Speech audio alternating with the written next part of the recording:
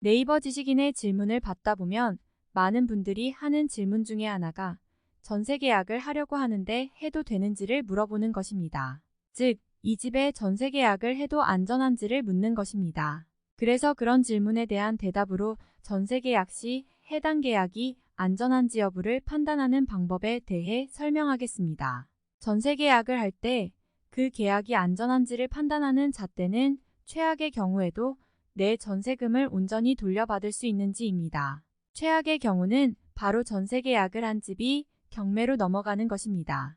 그렇기 때문에 엄밀히 따져 전세 계약이 안전한지를 판단하기 위해서는 그 집이 나중에 경매로 넘어갔을 때 내 전세금 모두를 배당받을 수 있는지를 판단해야 합니다. 그렇기 때문에 공인중개사의 말만 믿고 계약을 해서는 안 됩니다. 공인중개사도 경매 전문가가 아니므로 경매 처분됐을 경우 얼마나 배당받을지를 모두 알 수 있는 것은 아닙니다.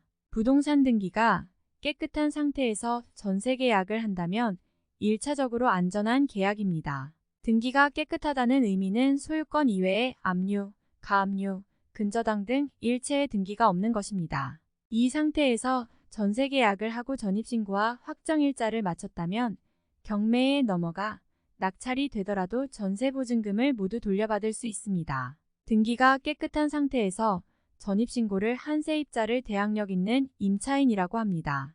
대항력 있는 임차인은 경매로 넘어가게 되면 낙찰대금에서 확정일자에 따라 배당을 받고 혹시라도 배당을 덜 받게 되더라도 낙찰자에게 나머지 금액을 받을 수 있습니다. 결론적으로 보증금 전액을 보장받는 것입니다. 단 여기서 한 가지 조건이 붙습니다.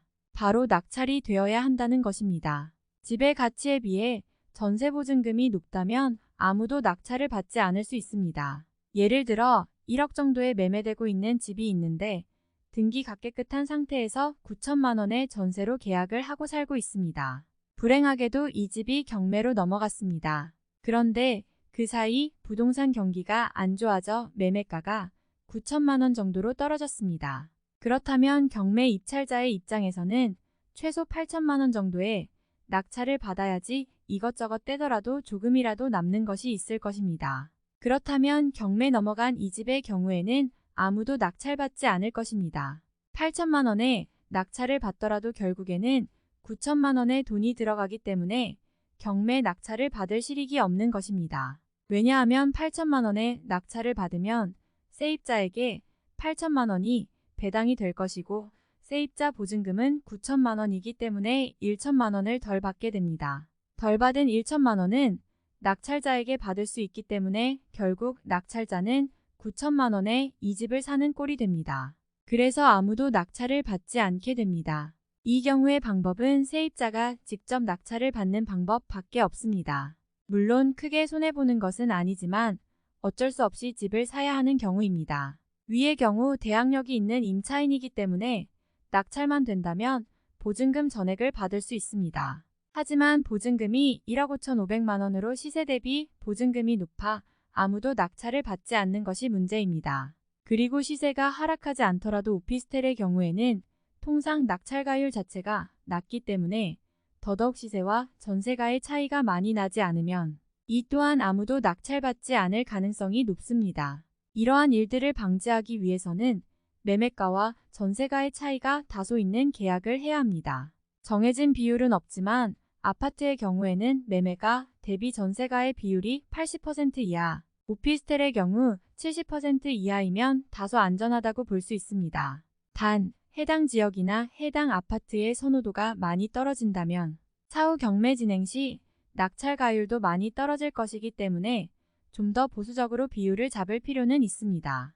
다음으로 계약 당시에는 은행에 대출이 있어 근저당 설정이 되어 있지만 전세 보증금을 받아 대출을 갚고 근저당을 말소한다면 등기가 깨끗한 상태의 아파트가 되기 때문에 안전합니다. 단, 이 경우 계약서상에 보증금을 받아 대출금을 상환하고 근저당권을 말소한다는 내용을 기재해야 합니다. 그리고 잔금 처리를 은행에서 해야 안전합니다. 은행에서 잔금 지급과 대출금 상환, 근저당 말소 접수를 동시에 하고 이를 확인해야 합니다. 이를 확인하지 않으면 주인이 나쁜 마음을 먹는다면 보증금만 받고 잠적할 수도 있습니다. 집을 살 때 잔금과 소유권 이전 서류를 서로 맞교환하는 것도 이런 이유 때문입니다. 대출금 상환을 확인하지 않고 전세 보증금을 지급하는 것은 소유권 서류를 받지 않고 매수잔금만 먼저 지급하는 것과 다를 바가 없습니다. 다음으로 대출이 일부 있는 상태에서 계약을 하는 경우가 있습니다. 기존 근저당권이 있고 그 후에 전입신고를 하기 때문에 대항력이 없는 임차인입니다. 이 경우 경매로 넘어가게 되어 보증금 전액을 모두 배당받지 못하더라도 낙찰자에게 못 받은 돈을 달라고 할 수 없습니다. 그러나 근저당권 금액과 나의 전세보증금을 합친 금액이 집의 매매가의 70% 이하라면 계약을 해도 크게 무리는 없습니다. 아파트의 경우 매매가 대비 70% 이하로 낙찰되는 경우가 흔하지는 않기 때문입니다. 경매에 넘어가더라도 낙찰된 돈으로 보증금을 모두 배당받을 가능성이 높습니다. 단, 여기서 주의할 점은 대출 잔액 기준이 아니라 근저당권의 채권 최고액을 기준으로 해야 합니다.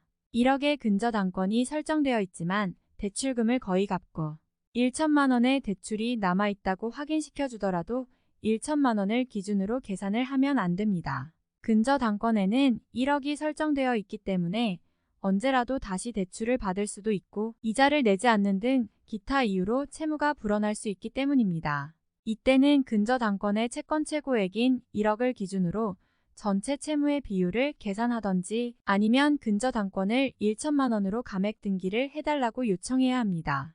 끝으로 기존에 대출이 있고 그 근저당권과 나의 전세보증금을 합친 금액이 매매가 대비 70%를 넘는다면 안전하지 않다고 볼 수 있습니다. 이 경우 경매로 넘어가게 되면 낙찰 금액에 따라 보증금 손실을 입을 가능성이 있습니다. 기존 8천만 원 이근저당이 설정되어 있고 후순위로 전세 1억으로 계약을 한 경우 경매로 넘어갔을 때의 낙찰가가 1억 8천만 원이라면 전세금 모두를 배당받을 수 있습니다. 경매 비용 200, 300만 원은 제일 먼저 배당되므로 정확하게는 1억 8,300만 원입니다.